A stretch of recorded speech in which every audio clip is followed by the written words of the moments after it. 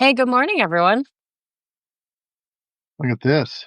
Look at all these folks. Let us know where Yeah, you're joining from. good Welcome. good Monday morning. Good Monday morning. Welcome to Grounded with John Tester and Maritza Giorgio. Did you have a good weekend, Senator? Yeah, it was good. Yes. We Did did you some do work anything?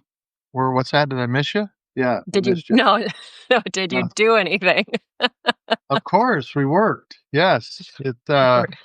Yeah, we did a little well, we cut some peas on Friday and then we are worked on the combine a little bit yesterday and got it squared away. Grain's going to be probably in about a week. Spring wheat should Ooh. be, some of it will be ready to cut, I think, maybe. But I usually get in too early anyways, cut a bunch of wet wheat and then have to dry it down. But it's good. So you just make problems for yourself by doing that, right? That's Haste correct. makes waste. Uh, my dad always said when the wheat looks like you're going to go cut it, you should go on vacation for a week. And he was correct. But Ah, okay. never, So you gave me a lot of grief for spending so much time in the woods looking for morel mushrooms, which yeah. is one of my favorite activities. Well, this weekend we did this huckleberries. So the question is how many hours is in that pan right there? A lot.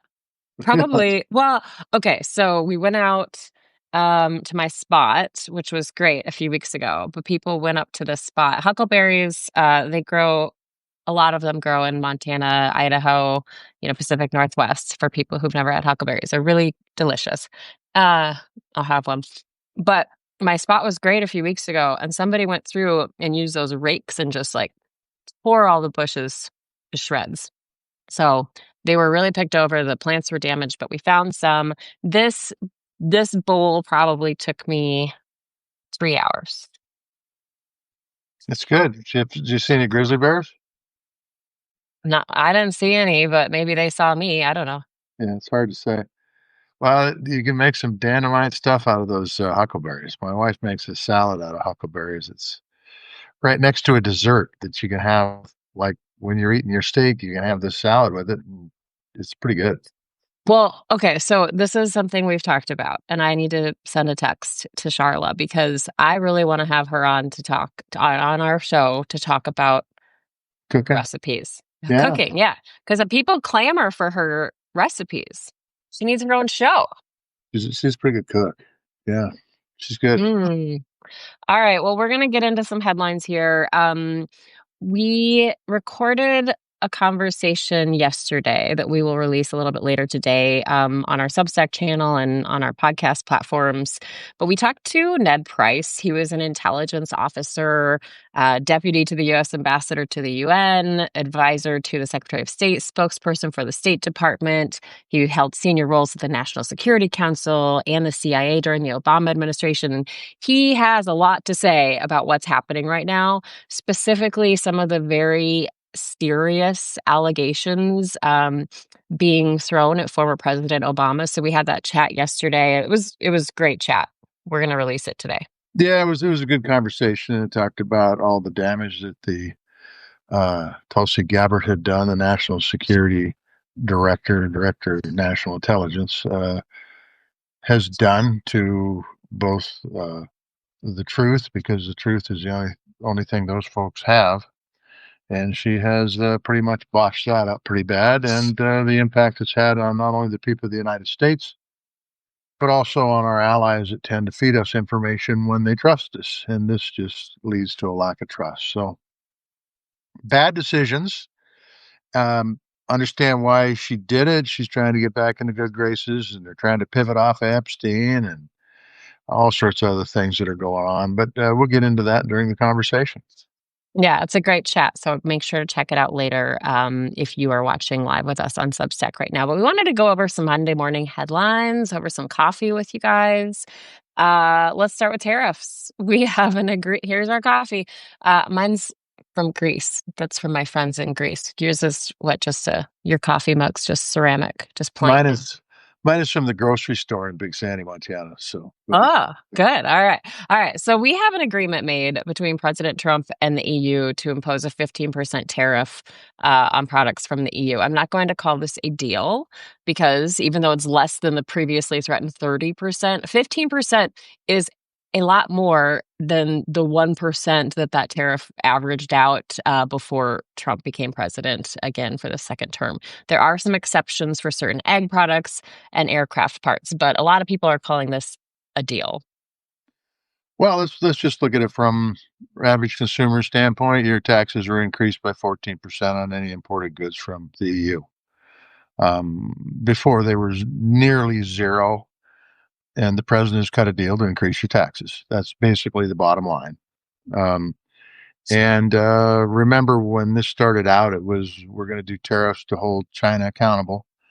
And now we're putting tariffs and increasing taxes on American citizens and putting tariffs on our friends in the country. This is a lose-lose situation, and I'm sure he's going to say no, no, no, no. The EU is paying these tariffs, but that's total bullshit. The tariffs are being paid by you and I, the consumers in the United States, and so it was a 14% increase in our taxes. Okay. Well, we'll see. We'll see more that comes out of it. It's interesting to see some of the commentary about that already. Meanwhile, President meeting right now with British Prime Minister Sir Keir Starmer in Scotland.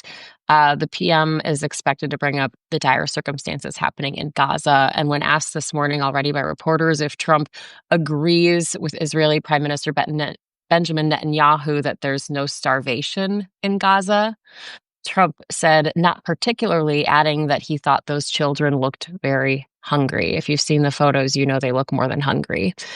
Israel says it's going to start pauses and fighting to let aid in. Many agencies say that's not enough to handle what's happening. Meanwhile, Trump blasted the EU on Gaza, and he said over the weekend that the US gave millions of dollars for food, and nobody talks about it or acknowledged it. Quote, Nobody gave but us, and nobody said, gee, thank you very much. It would be nice to have at least a thank you. Those were his comments. Well, it'd be really nice if the food got to its point where it's needed, and that's to feed these folks in Gaza that are literally starving to death.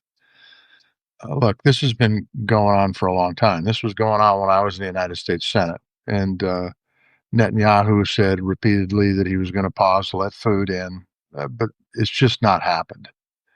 And this is ridiculous, and they need to do something about it. And the administration is the one that's taken all the power from Congress, so we don't expect Congress to step up and do jack shit. But the administration needs to, and they need to hold Netanyahu accountable. He is not a good actor, and it's what's going on over there is horrible, absolutely terrible. And it's great the United States is giving food, and we should be thankful for it. But when the food doesn't get to where it needs to go, that's a wasted resource. And this whole comment brought up by many of the Republicans on the Sunday show that Hamas is stealing this food and selling it is totally made up.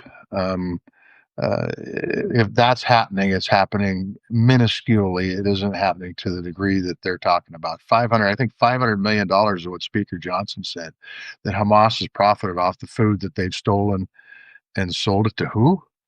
I don't get it. The truth is that we ought to be dealing with facts, and the facts are that these people need food.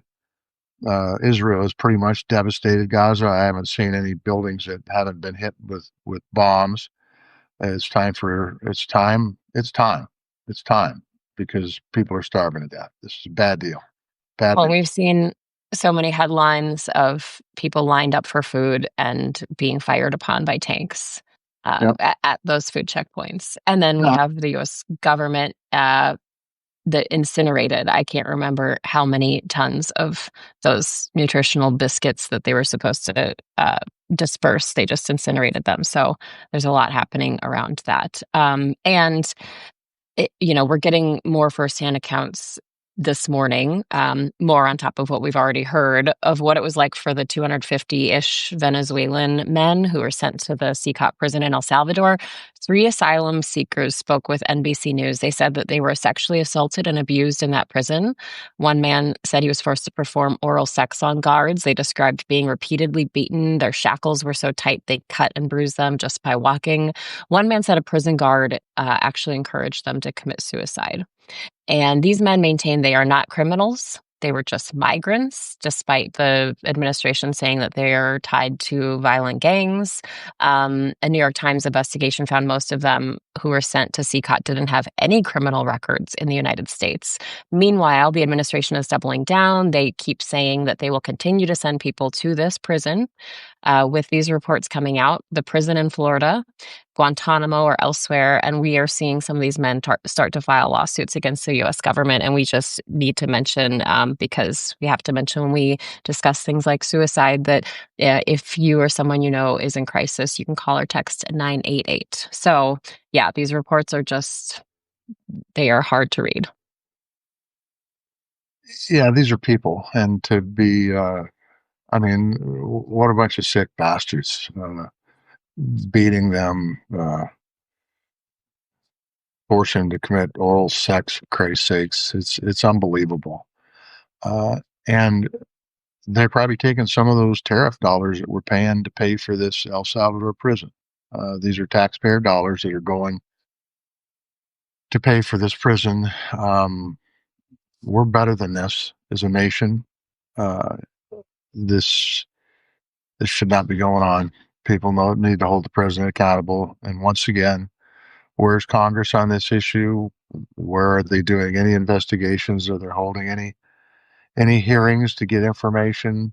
Not a peep. Not a damn peep. Because they're afraid of the president. So that's a question I have. Like when Real reading this, real shitty reason to be in Congress, by the way.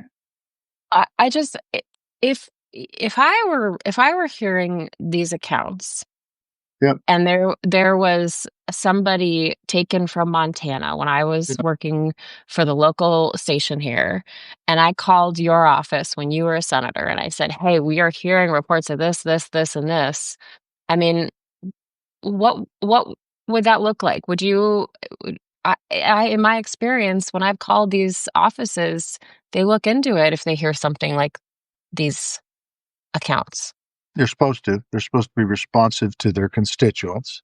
And you're a U.S. senator, so you could argue that everybody in the United States is one of your constituents, even though they're focused on their states as they should be.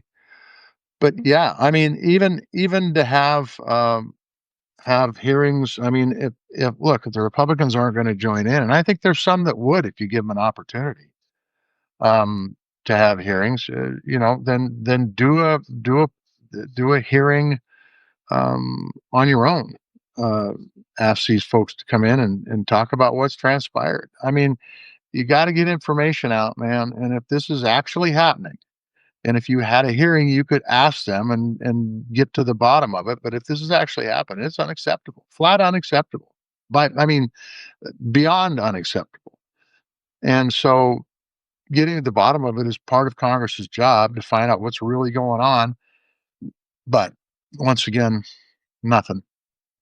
But you're right. If somebody calls into an office, um, and it's real, and they have a legitimate problem, yeah, you've got, I had 35 people that work for me. You put one of them out to start digging up some information and make sure they're doing it, and then you deal with it. If it's unjust, you deal with it in a way to try to stop it.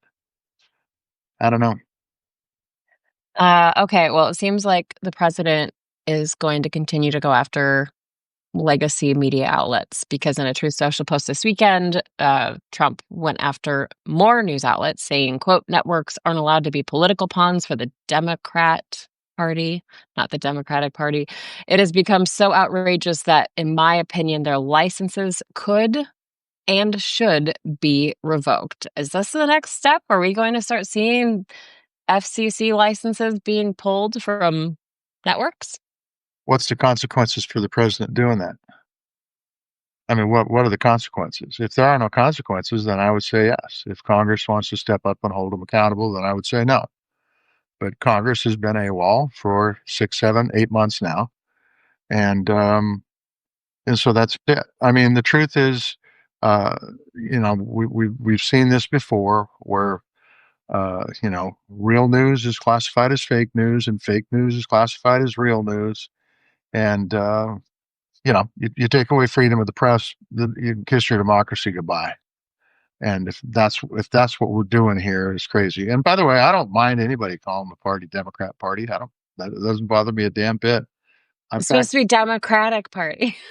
well, I don't, I don't really see what It's easier to spell Democrat instead of Democratic. It's two letters that are unnecessary.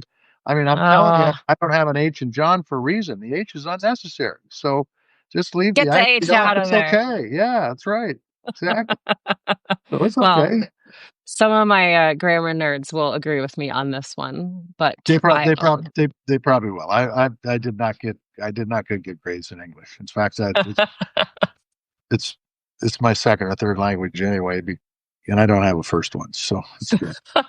it's farm jargon. Yeah, I mean, I think that I'll weigh in on this one a little bit more than I usually do. There's a reason that I'm sitting on Substack with you here this morning, and it's because I was laid off, and many people who are journalists have been laid off or getting laid off. And what my network cited for the reasons in cuts was that people did not want advertisers did not want to advertise with these news outlets because they were afraid of political retribution. They were afraid of, making people mad. And I think that in some ways we're seeing the writing on the wall here. There's concern about what the second Trump administration would do if they didn't like some of the coverage, and we're seeing it play out. Um, I I'm really concerned about the future of journalism in this country, and I think that's why independent journalism, like what we're doing here, like what so many of our friends are doing, on Substack who we've talked to, that is really what's so important right now. Getting information out is good. If you got good information, you make good decisions. And the president is surrounding with a bunch of people who are so loyal. What did they call them? Fealty. Fealty, that was what, John Bolton said. It's not John about Bolton said, loyalty, it's about fealty. Yeah. and giving him information that he wants to hear instead of the facts. And it impacts what he says, it impacts what he does, and it impacts decisions that are made.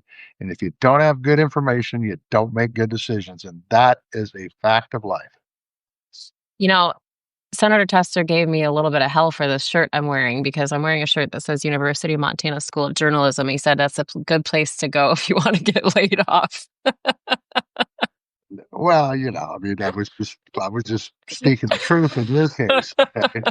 But the truth is, we need good journalists. They're important. They're We important. do. Speaking And truth to power is important. University of Montana School of Journalism is one of the best. I will plug it. All right, let's talk about it. Let's talk about the topic that just continues to take up all the oxygen in the room, especially on the Sunday shows. Jeffrey Epstein. Jeffrey Epstein. Mike Johnson, House Speaker Mike Johnson, went on Meet the Press. He told NBC's Kristen Welker that a Ghislaine Maxwell pardon would give him great pause. Of course, this is after Todd Blanche went and held 2 days worth of conversations with Ghislaine Maxwell, the convicted accomplice to Jeffrey Epstein, who has, it's been, she's trying to fight her conviction with appeal. There's been a lot of chatter about if the Trump administration will give her a pardon for her information for speaking. Uh, I don't see a good path forward here. I don't think any path forward is going to satisfy the people clamoring for answers. What do you think? I think that's the point. I think the point is, I'm not sure it's going to satisfy the folks who want answers on Epstein. As far as Mike Johnson said, give him pause. What that's saying is, if he does it, he'll pat him on the back and say, "Good job," because that's what he does. But no, I don't. I don't think. I think actually, I think that if he gives a pardon, I think it just pours gas on the fire. Makes it much more obvious that somebody's covering stuff up. That's the thing, there just doesn't seem to be a winning path here, no matter what the administration does. If he pardons her, that's not gonna be good. If they don't release information, people are going to continue this, making things up to fill in the gaps. If they release information that's redacted, that's not gonna be good. I don't see a good end game here, but, I'm waiting for information. We're hopefully having an episode later this week all about this.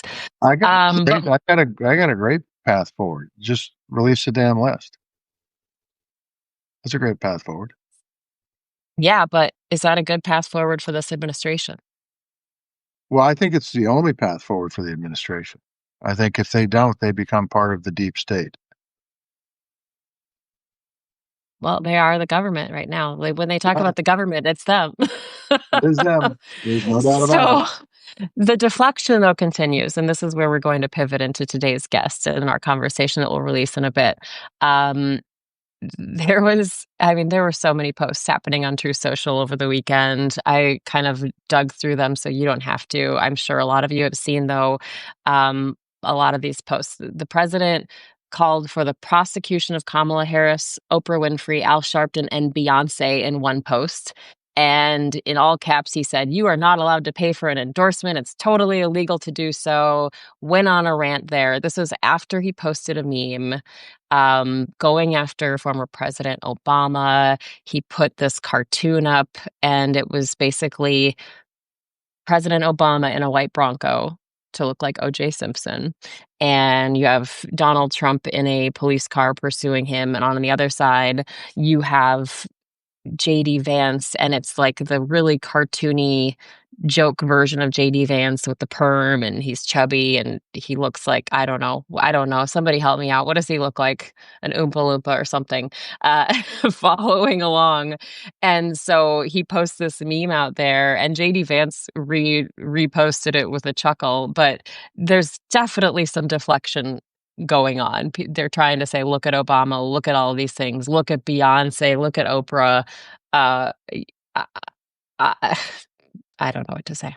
Hey, look, when you point your finger at somebody else, you got three fingers pointing back at yourself.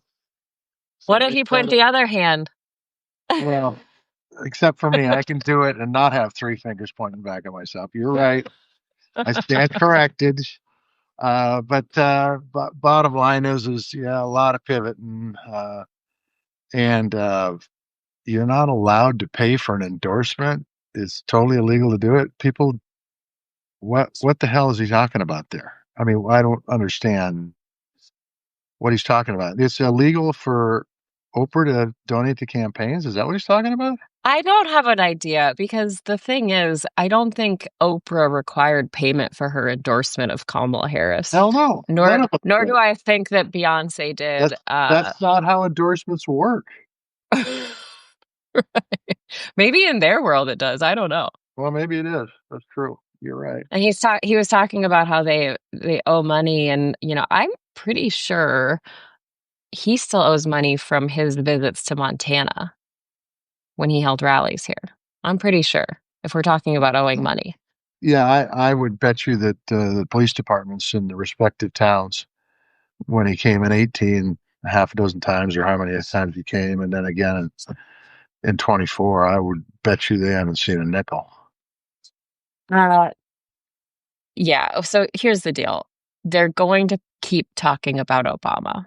And he's playing the hits. He's playing his greatest hits, right?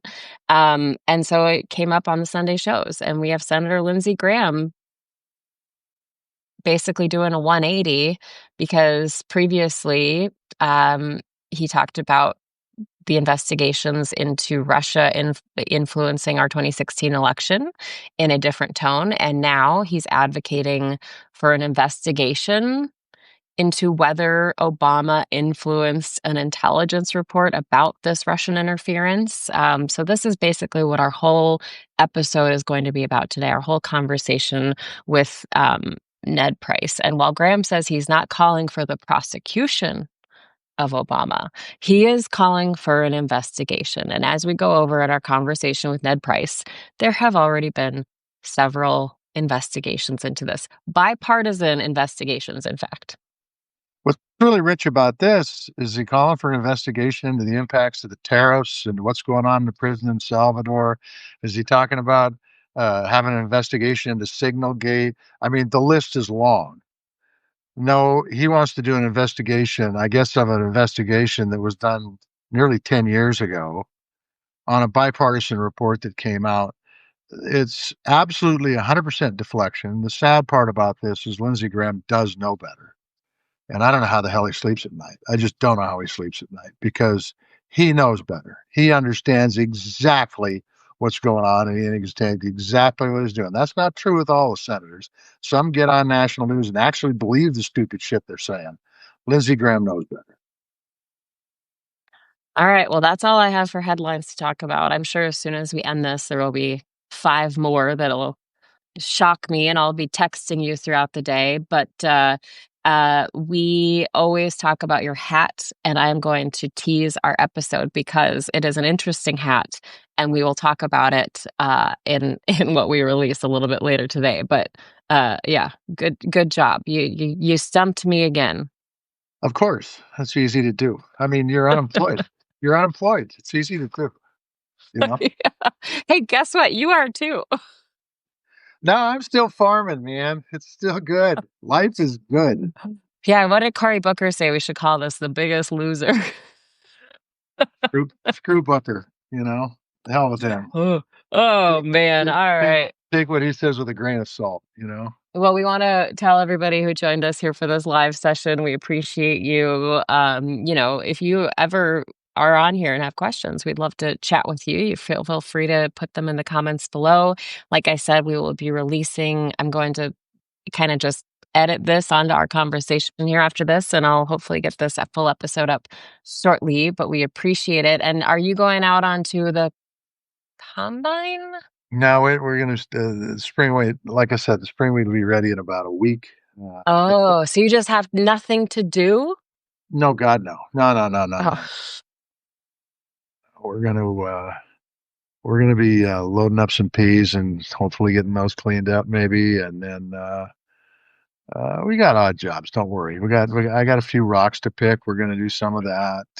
Yeah, things are. like out in the field, like pick like that will mess up your machinery. Is that what you mean? Yeah, I mean, yeah, these actually are in grass that have been thrown there. They've been there for 100 years, and I'm getting tired of driving around them. So we'll get them picked up and thrown in a rock pile, and it'll be good. All right. Well, you feel free. People love some big sandy farming content. You feel free to take a video and post it on our Substack. Yeah, I probably won't be wearing this shirt, but I will. Okay. Don't wear that shirt. Then you'll just be accused of being one of those liberal elite DC guys pretending to be a farmer. Yeah, perfect. All right. That's another way to pivot. What the hell? There we go. All right. Thank you everyone for joining us. We hope you have a really wonderful week. We'll release this episode and I'm hoping we'll have another one on Thursday. I'm waiting for confirmation from our guests that we're supposed to have. But have a great day and we'll talk soon.